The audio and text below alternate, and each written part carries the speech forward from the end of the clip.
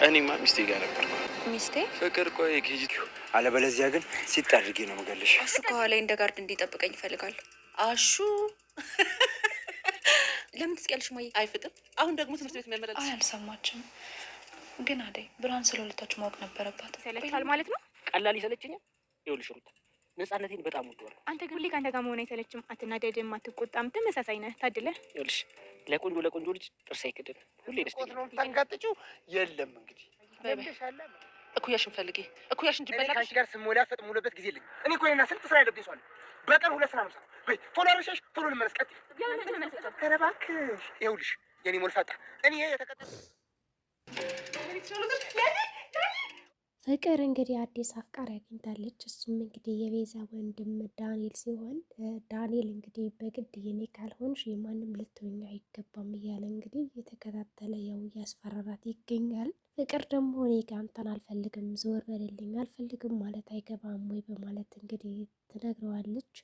ዳኒ ግን እየተረዳት አይደለም። ምክንያቱም ቁጣሽ ሁላ በጣም ያምራል፣ ስትናደጅ ራሱ በጣም ነው የምታምረው እያለ እንግዲህ ያው ፍቅር ይዞታል። ቤዛ በእርግጥ ይህን ነገር አላወቀችም። እንግዲህ እስካሁን ከፍቅር ጋር ፍቅር እንዳያዛት እንዲሁም የኔ ካልሆንሽ እንዲሁም እኔ እስካሁን ራሱ በግድ እንደው በፍቅር ልለምንሽ ብዬ ነው እንጂ ሴት አድርገን የምገልሽው ማለት እንግዲህ ጉርምቧን አንቋት ሳለ ልቅቀኝ እያለች እንግዲህ እየጮኸችም ነበር። ዳኒም አሁን ዝም ብለሽ ሌላ ነገር የተደረግሽ ይመስል ምንድን ነው ይህን ያክል ጮት ይላታል። ወዲያውኑ እንግዲህ ባቡሬ መጥቶ ደግሞ ምን እያደረግክ ነው ማለት ይጠይቀዋል። ባቡሬም እንግዲህ አሁን ያሹ ጠበቃ ነው ማለት የሴቶች ጠበቃ ስለሆነ ሴት ልጅ እንደዚህ በፍቅር ነው እንጂ ሰላም መባባል ያለባት በግዴታ የሚሆን ነገር እኮ አይደለም። ምንድን ነው አይገባም እንዴ በማለት ዳኒን ያመናጭቀዋል ማለት ነው። ዳኒ ደግሞ አንተ ደግሞ ምንም አይገባም በእኔና በሷ መካከል በማለት ነበር የመለሰለት። ይሁን እንጂ ስለ ሴት ልጅ ክብር እንግዲህ የገባው ባቡሬ በአግባቡ እንዲያናግራት ነው እንግዲህ የጠየቀው። ወዲያውኑም እንግዲህ ይህንን አጋጣሚ በመጠቀም አጅሬት ፍቅር ከዳኒ ልታመልጥ ትችላለች። በዛው አጋጣሚ እንግዲህ ጥሩ ፍቅረኛን ያገኘችው ፍቅር መልካም ጊዜ ይውልልሽ። በሌላ በኩል እንግዲህ ወደ ቤት ከገባቸውን በኋላ ወዲያውኑ ለእናቷ ሄዳ እማዬ እኔስ በኋላ ወደ ትምህርት ቤት ሲሄድ ጋርድ ያስፈልገኛል፣ አሹ እንዲወስደኝና እንዲያመጣኝ የምፈልገው ትላታለች። እናትም አላመነችም ነበርና ከት ብላ ነበር የሳቀችው። ምክንያትሽ ምንድን ነው በማለትም ጠየቀቻት። ያው እንግዲህ በቃ የሚያሰቃይ ሰው አለ፣ ከኋላ እየተከታተለ የሚያስቸግር ሰው አለ ትላለች። እናትም እንግዲህ ምናልባት እንግዲህ የሆነ ነገር አይተውብሽ ይሆናል እንጂ ዝም ብለው የማይከተሉሽም በማለት እሺ ትልና ያው አሹ እንዲያደርሳት ታደርጋለች። ፍቅር እንግዲህ ሲጀመር አሹ ለጋርድ የሚሆነኝና የሚመቸኝ አይደለም፣ ግን ያው ግዴታ ስለሆነ ምናልባት ዱላ ከያዘ ሊፈረው ይችላል በሚለው ነው እንግዲህ ፍቅር እሺ ላይ ተስማማችሁ። በሌላ በኩል እንግዲህ ሄለን ያው ከዴብ ጋር ያለሽ ነገር ምንድን ነው በማለት ብላ ስትጠይቃት አደይን እኔና ዴብ እኩል እንጋባ ነው በማለት እንግዲህ ለሄለን ለጓደኛዋ ነግራታለች። እንግዲህ ሄለንም ከገጠር ሄዶ ከብራኔ ጋር እንዴት እንደሚያሳልፉ አንዳንድ ነገሮችን ነግራን ነበረ። ብራኔ አሁን ላይ ዴብ ወደ ገጠር ስለሄደ በጣም ተደስታለች። በጣም ጥሩ ጊዜ እያሳለፈች ነው ስትላት እንግዲህ አደይም ደንግጣ ነበር። ሆኖም እንግዲህ ለምን እንደደነገጠች አልታወቀም። ቆይ ግን አንድ ላይ ነው እንደሚውሉት በማለት ያው ጠየቀቻት። ሄለንም እንግዲህ አይ አንድ ላይ አይደለም እንኳን የሚውሉት በማለት ተመልስላታለች። ወዲያውኑም እንግዲህ ነገር ከሰማች በኋላ ዴብ ናፍቆኛል በሚል ሰበብ በቃ ሁሉንም ነገር ትተው እና ተመለሰው ማለት እንግዲህ ደወለችለት። በሌላ በኩል እንግዲህ ሊሊ ራሷን ስታወድቃለች። እንግዲህ ሊሊ ያው ሰሞኑን ታማ እንደነበረ ሁላችንም እናውቃለን። ነገር ግን ሐኪም ቤት እየተመላለሰች የተለያዩ መድኃኒቶችን እየተጠቀመች እንደነበረ ሁላችንም እናውቃለን። ግን ደግሞ ዛሬ ባላሰበችው ሁኔታ ራሷን ስታወድቃ እንግዲህ አደይ ድረሱልኝ እያለ ትገኛለች። ሆኖም እንግዲህ ምን ይሆን የጣላት ሊሊ ያረገዘች እንዴ ወይስ ደግሞ የከፋ በሽታ ያዘባት? በእርግጥ ነገር ከጀመራት በጣም ቆይቷል። ኤላ ሳለ ራሱ ምነው ሊሊ ያመመሽ እንዴ ወደ ሐኪም ቤት ልውሰድሽ እያላት በዛ ሰዓት ራሱ እኔ አልሄድም ደህና ነኝ እያለች ነበር የምታሳልፋቸው።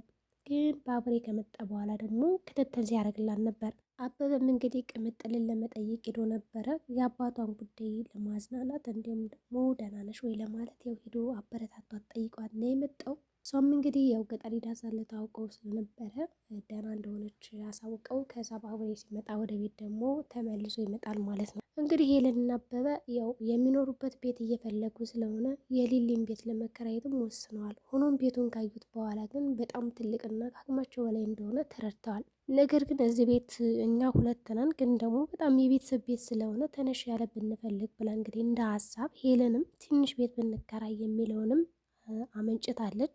ግን እንግዲህ ያው ትልቅ ቤት ተከራይተው ምናልባትም ብዙ ሰብሰብ ብሎ የሚኖሩ ከሆነ በጣም አሪፍ ይሆናል። በሌላ በኩል እንግዲህ ዴቭም ገጠር ሄዶ ከአደይ አባት ጋር እያወራ ቁጭ ብሎ በነበረበት ሰዓት እንዴት ነህ ዳዊት በማለት አባትም አናግሮታል ማለት ነው። የመጣበት ጉዳይ ካለ እንዲሁም የከጀልከው ነገር ካለ ሳትቀደም ቅደም ፈጣን ብለህ ጉዳዩን አፍጥነው ይለዋል። እንግዲህ ዴቭም በጣም ተገርሞ እንዴት እንደዚህ ሊሆን ይችላል? ይህ ዳይመንድ ምን ብሎት ነው? በማለት እንግዲህ ያው ተገርሞም ነበር። በሌላ በኩል እንግዲህ ሩታ ገጠር ከሄደች በኋላ ተስማምቷታል። ያው ስልክና እሷ እንግዲህ በጣም ይዋደዳሉ። እንግዲህ ዳይመንድም የሆነ ነገር ሲዘፍን ብቻ ያየችውን ነገር ከመቅረጽ ወደኋላ የማትለዋ ሩታ እንግዲህ ዳይመንድ እየዘፈነ እያለ ያው እየቀረጸች ነው። እስኪ ተይው ይህን ስልክና አንዱ በቃ ያለዚህ ካሜራ ምን የሚታየች ነገር የለም እንዴ? እኔ አሁን ፊትሽ ጋር ቁጭ ብዬ ምንድነው ካሜራ የምታነሹ ይላታል። እሷም እንግዲህ አንተ እኮ በጣም እድለኛ ነህ፣ በቃ ሁሌ አንድ አይነት ሰው ነህ፣ ስትከፋ አይቻል አቅም ምን ነው ሚስጥሩ ትለዋለች። እሱም እንግዲህ እንደዛ ነኝ እንዴ? ያው ለቆንጆ ሰዎች እኔ ሁሌ ፈገግ የምል ሰው ነኝ በማለት ያው ይነግራታል። በእርግጥ እንግዲህ ዳይመንድ እስካሁን ለሁሉም ሰው ጥሩ ፊት ነው የሚያሳየው። ቢከፋ ቢደሰት አንድ አይነት ፊት ነው እንግዲህ ሲያሳየን የነበር። ይህ ነገር ደግሞ የሚገርም ነው። ብርሃኔም እንግዲህ በመጨረሻ ቁጭ ብላ ሳለ ብቻዋን ያው አደይ ደውላና ስላለችው ሊመለስ እንግዲህ ወደ እናቱ ይሄዳል ማለት ነው። ወደ አደይ እናት የአደይ እናት ሊሄድ ነው በማለት እንግዲህ እጁን አጣጥፎ ያው አማች ስለሆነ በክብር ይነግራታል። እሷም የመጣበትን ጉዳይ እንዴት ነው ሳታጫውተኝ የምትሄደው ትለዋለች። እሱ ግድ የለም ሌላ ቀን በማለት ይወጣል። ብርሃኔ እንግዲህ ብቻዋን ነበር ትክዝ ብላ የቀረችው። ታሳዝናለች። ምክንያቱም በጣም ቁጭ ብላ ስለ ዴብ እያሰበች ነበረ። በዛ ቅጽበት እንግዲህ ልንሄድ ነው ስትባል በጣም ነበር የደነገጠችው። ከዛም ከመደንገጥም አልፎ እንግዲህ ለምን እንደመጣ እንኳን አልነገርከኝም ስትለው እኔ የመጣሁት አደይን ለማግባት ነው በማለት እንግዲህ ሲነግራት፣ እንዲሁም ደግሞ ሩታ ስነግራት ራሱ አላመነችም። እንዴት እንደዚህ ሊሆን ይችላል በማለት ነበር የደነገጠችው። በሌላ በኩል ሊሊ ያው ከአደይ ጋር እያወሩ እያለ መናገር ነበረብሽ ቢያንስ እንኳን ለእህትሽ ስትላት፣ እሱ ነበረብኝ ግን በእርግጠኝነት ለብርሃኔ ብነግራት ደግሞ ጉዳዮቹ ጥሩ አይሆኑም በሚለው አልነገረቻትም። ይሁን እንጂ እንግዲህ ብርሃኔ ማዝና በቃቸው ሳትላቸው ራሱ ብቻዋን ነበር የቀረችው። አሁን እንግዲህ ሁሉም ወደ ከተማ መጥተዋል። ያው እየቀረችው እንግዲህ ብርሃኔ ምስኪናት አለልኝና ጫም አሁን እንግዲህ በጣም ሊያሰቃዩት ይችላሉ። ነገር ግን አባቷ ጋር አሁን ጥሩ ጊዜ ላይ ናት። ያው ብቻ አባቷ ሊያድናት ይችላል። ምክንያቱም በባለፈው እንግዲህ ያ አጅሬ ጫኔ ማለት ነው እጇን ይዞ አሳለ ሊቀቃት በማለት አስፈራርቶትም ነበር። በዛ የተነሳ ተደስታ ነበረ። እንዲሁም ሀብታቸውን ልትመልስላቸው ነው አይደል ልጆችን ብላለች። እንግዲህ እሱ የአንቺ አባት አኮራሻለሁ እንጂ ምንም አላሳፍርሽም አዎ በማለት ነው የመለሰላት። በሌላ በኩል እንግዲህ አሹ ያው ከፍቅር ጋር እየጨቃጨቀ ነበረ። እኔ ስራ በዝቶብኛል፣ አንቺን የማደርስበት ኃይልም አቅም የለኝም ይላታል። ያው እንደምንም ብላ እንግዲህ ሄዳለች ማለት ነው። ለማንኛውም እስኪ ቀስ ብላ አትሩጥ፣ ጀምር አንተ ከኋላ እኔ ከፊት ነው መሆን ያለብን እያለች እንግዲህ ሄደዋል። በሌላ በኩል ደግሞ ቅምጥል እንግዲህ ኪንጎን ልትረዳው አልቻለችም። አንደኛ አባቷ በጣም እየናፍቃት ነው፣ ሁለተኛ ደግሞ ኪንጎ ሲጠባባት እየጨነቃት ነው። እየራቃትና እያልወደዳት እየመሰላት እየመጣ ነው። ኪንጎ ደግሞ ስራ ማጣቱ፣ አንደኛ ደግሞ ዳይመንድ ናፈቀኝ እያለ ለቅምጥል ሲነግራት፣ ቅምጥል ደግሞ እንዴት እኔ ይህን ያክል እየወደድኩት ለምንድን ነው ሌላ ሰው የሚያስበው የሚለው ጥያቄ በአይምሯ ውስጥ ስላለ ይህ ነገር ምቾት እየሰጣት አይደለም። ቅምጥልም ልትረዳው አልቻለችም። እንግዲህ ኪንጎም ሊረዳት አልቻለም። ከዚህ በኋላ እንዳትከተለኝ የራስ ጉዳይ በቃ ምንም አትወደኝም ብሎ ነው እንግዲህ ጥለው ሄደችው። በሌላ በኩል ደግሞ ያ ስልኩን የሰረቀው ሰውዬ በባለፈው አሁንም ቢሆን እያሳደደው ስለሆነ ፈሪ በቃ ይህ ኪንጎ ፈሪ ስለሆነባት በጣም ይህ ነገር ሸሚዟታል፣ አናዷታል።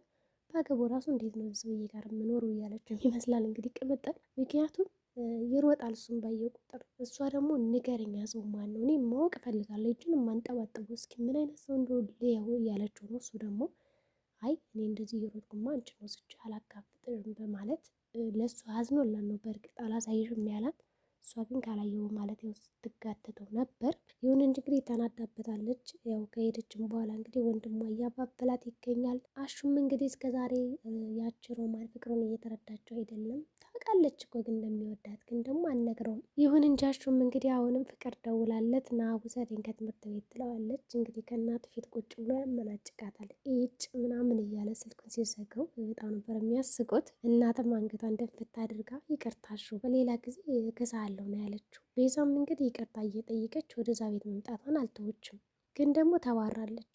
እንግዲህ ዛሬ ብሏችን ይህን ይመስል ነበረ። በቀጣይ ቪዲዮ ደግሞ እስከምንገናኝ መልካም ጊዜ ሆነላችሁ።